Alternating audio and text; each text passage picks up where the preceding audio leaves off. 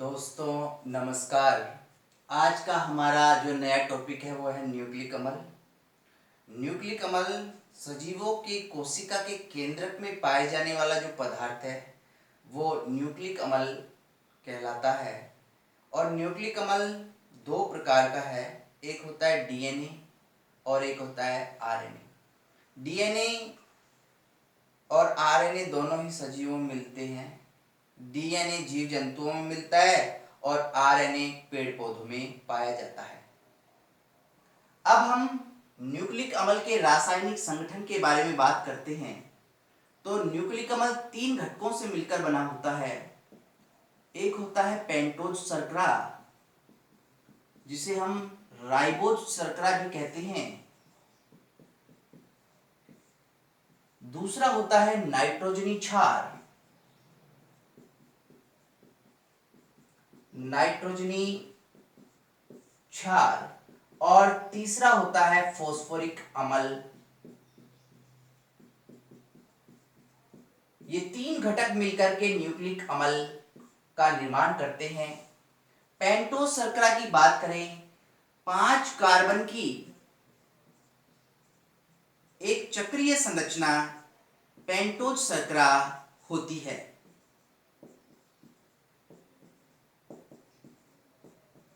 यदि इसमें OH बाईं तरफ हो तो हम इसको बीटा डी राइबोज कहते हैं।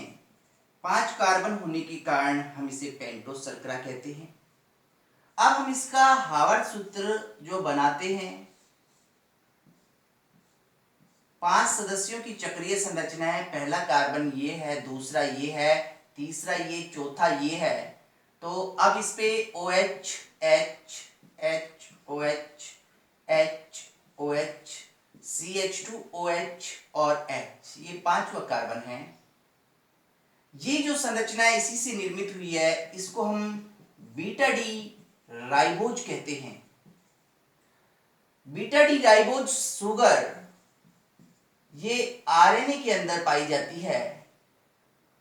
और यदि हम डीएनए की बात करें तो हमें इसी से दूसरी संरचना निर्मित करनी है। दूसरे कार्बन पर OH की जगह आप H लगा दें तो ये बीटा डी 2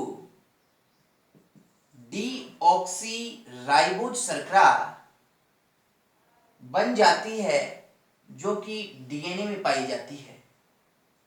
अब हम दूसरे घटक पर विचार करते हैं। दूसरा घटक जो कि नाइट्रोजनी क्षार है, दो भाग होते हैं इसके। एक होता है प्यूरिन और दूसरा भाग होता है पिरिमिडिन। प्यूरिन के अंदर दो भाग हैं, एडेनिन और ग्वानिन।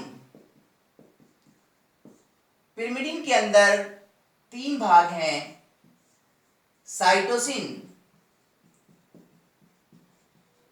थायमिन और यूरेसिल। इसको हम A से, इसको G से, इसको C, इसको T और इसको U से इंडिकेट करते हैं। तो सबसे पहले हम प्यूरिन की बात करें, प्यूरिन की स्ट्रक्चर बनाना चाहें हम।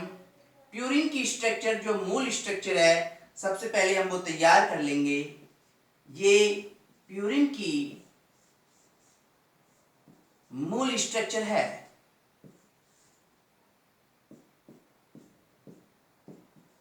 और प्यूरिन के अंदर दो भाग हैं, एडेनिन और ग्वानिन। तो सबसे पहले हम एडेनिन का निर्माण करें। तो एडेनिन में इस कार्बन पर आपको NH2 समूह दिखाना है। ये स्ट्रक्चर एडेनिन की होगी। यदि मैं इस जगह पर डबल बॉन्ड O और इस जगह पर NH2 दर्शाता हूं तो मेरे सामने जो दूसरी स्ट्रक्चर बन के आती है, आप देखो, ये यहाँ जो कार्बन है उसकी वैलेंसी 5 हो गई, जो कि 4 होती है वो 5 गई। तो मैंने ये यहाँ से ये हटा दिया और H लगा दिया। तो जो दूसरी स्ट्रक्चर है जो आपको दिखाई दे रही है, ये ग्वानिन की स्ट्रक्चर होगी। अब हम पिरिमिडिन की बात करते हैं। तो सबसे पहले हम मूल स्ट्रक्चर पिरिमिडिन की तैयार कर लेंगे।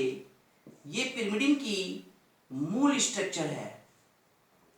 यदि साइटोसिन की बात की जाए तो साइटोसिन की स्ट्रक्चर आसानी से बना सकते हो आप। यहां पर आपको NH2 और इस कार्बन पर डबल बॉन्ड O दिखाना है। अब यहाँ डबल बॉन्ड आ गया तो ये वैलेंसी बढ़ जाएगी और होती 4 है। तो ये जो स्ट्रक्चर आपके सामने बनकर आई है, ये स्ट्रक्चर साइटोसिन की है। यदि मैं थाइमिन की बात करूं तो बहुत ही आसानी से आप इसको बना सकते हो। आपको यहाँ पर डबल बॉन्ड O और ये CH3 दर्शाना है। तो ये स्ट्रक्चर जो आपके सामने है ये थाइमिन की स्ट्रक्चर है। और यदि मैं यूरेसिल की स्ट्रक्चर बनाना चाहूं तो आप यहां से CH3 को हटा दो तो ये स्ट्रक्चर यूरेसिल की स्ट्रक्चर है। कितना सिंपल था। पेड़ पौधों में थाइमिन के स्थान पर यूरेसिल पाया जाता है, अर्थात ये पाया जाता है। थाइमिन अर्थात ये जीव जंतु में पाया जाता है। और साइटोसिन जो कि मैंने अभी बताया था स्ट्रक्चर, बहुत ही सिंपल सी स्ट्रक्चर थी, NH2 डबल बॉन्ड O, ये साइटोसिन। धन्यवाद।